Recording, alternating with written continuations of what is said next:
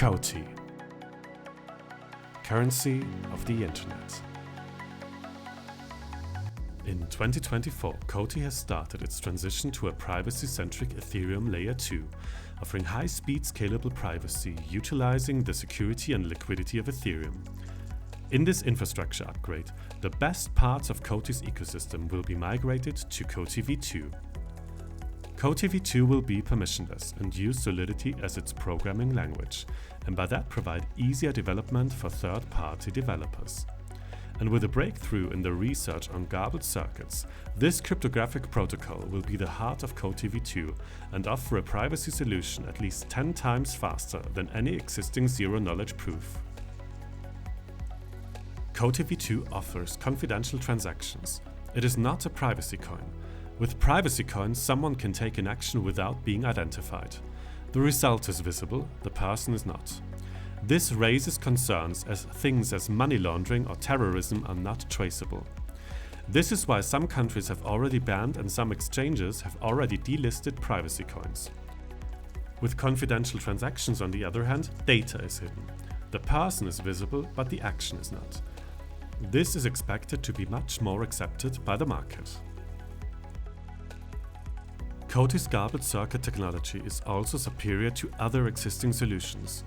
Through multi-party computation, it is possible to build multi-party apps, such as privacy dexes. As of now, garbled circuits is the only privacy solution that combines low latency and low required computational power, without having to sacrifice one for the other. Because of the low computational requirements, this technology can run on any device.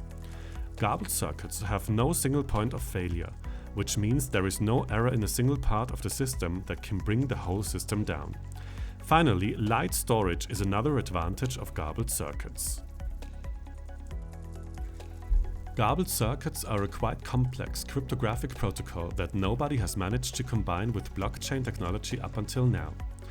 But in cooperation with Soda Labs, Coti has developed a solution for its privacy-centric Ethereum Layer 2. Let's look at a simplified explanation of garbled circuits. Two users, Alice and Bob, want to do computation with their secret data without revealing their data to the other person or to anyone else.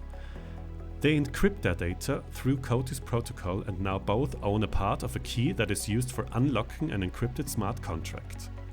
They both enter their parts of the key into the garbled circuit, which can be imagined as a black box. Now the key starts the computation. Neither the computation nor the input data are visible to anyone.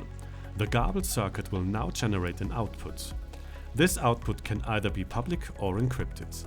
And either all parties who input a part of the key or only one of these parties will be able to decrypt the output. The garbled circuit technology is not implemented directly on the EVM, but on a private part of Coti's Layer 2. In order to understand how the private part of Coti's multi-party protocol is connected with the public state of the protocol on the EVM, let's look at the following short clip.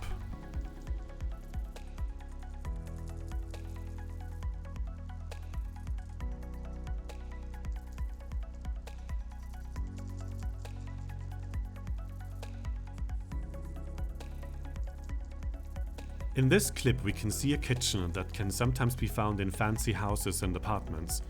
There is a public kitchen and a hidden kitchen.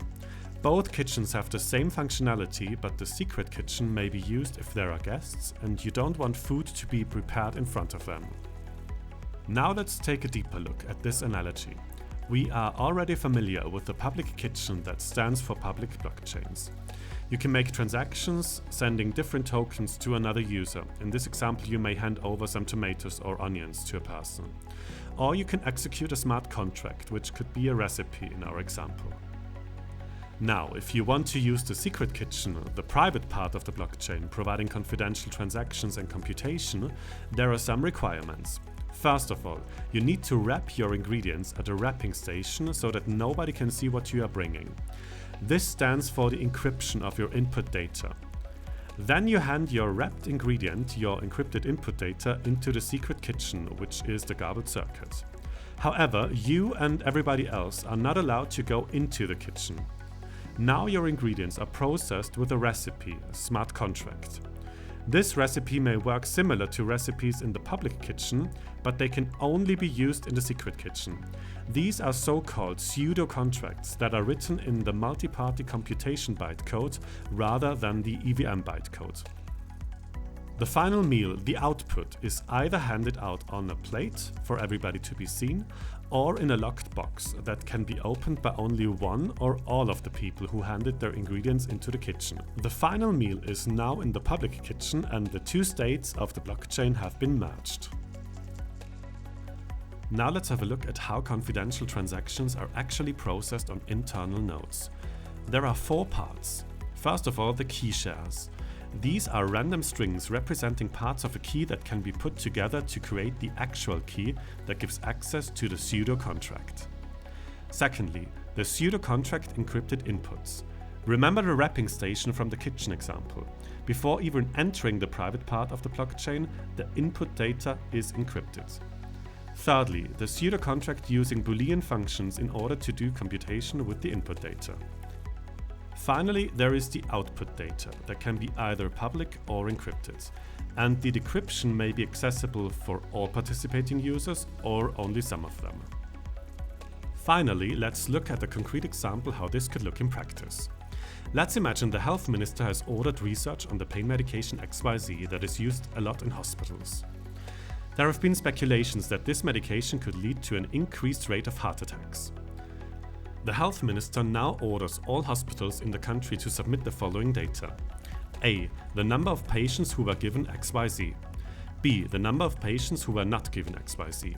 C. The number of patients with a heart attack who have been given XYZ. And D. The number of patients with a heart attack who have not been given XYZ. In our example, we will only use 3 hospitals. Alice's Hospital, A, Bob's Hospital, B, and Carol's Hospital, C. And we will label their input data with an uppercase letter for the hospital and a lowercase letter for the type of input. For example, uppercase C, lowercase d. Uppercase C stands for Carol's Hospital and lowercase d stands for patients with a heart attack who have not received the XYZ medication. Using Coti's privacy solution, the hospitals enter their data into the protocol. Their input data is encrypted before being entered into the garbled circuit. As all of the participating hospitals have a part of the key, the execution of the pseudo-contract will only start once all hospitals have entered their data and by that have created a complete key. The pseudo-contract will now execute the following operations. Adding up the number of patients with the XYZ medication, the result is input E. Adding up the number of patients without the XYZ medication, the result is input F. Adding up the number of heart attacks among XYZ patients, the result is input G. Adding up the number of heart attacks among non-XYZ patients, the result is input H. Dividing the number of XYZ heart attacks, which is input G, by the total number of XYZ patients, which is input E. The result is the heart attack ratio among XYZ patients. The result is input I. Dividing the number of non-XYZ heart attacks, which is input H, by the total number of non-XYZ patients, which is input F. The result is the heart attack ratio among non-XYZ patients. The result is input J. Finally, the contract checks if the XYZ heart attack ratio, which is input I, is greater than the non-XYZ heart attack ratio, which is input J. The final output will be encrypted and can only be decrypted by the health minister. In this example, Coti's privacy solution helped to uncover whether a certain medication leads to an increased rate of heart attacks. This example has shown just one of many possible use cases for Coti's privacy solution. Other potential use cases are privacy dexes, artificial intelligence, real-world asset management, gaming, decentralized social networks and messaging apps, bridging, marketplaces, governance, identity dApps, legal data processing, regulated and institutional DeFi, as well as central bank digital currencies. Find out more about Coti at coti.io and faq.coticommunity.com.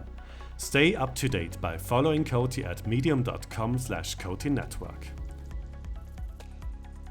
And get more Coti-related content on Telegram, X, Discord and YouTube.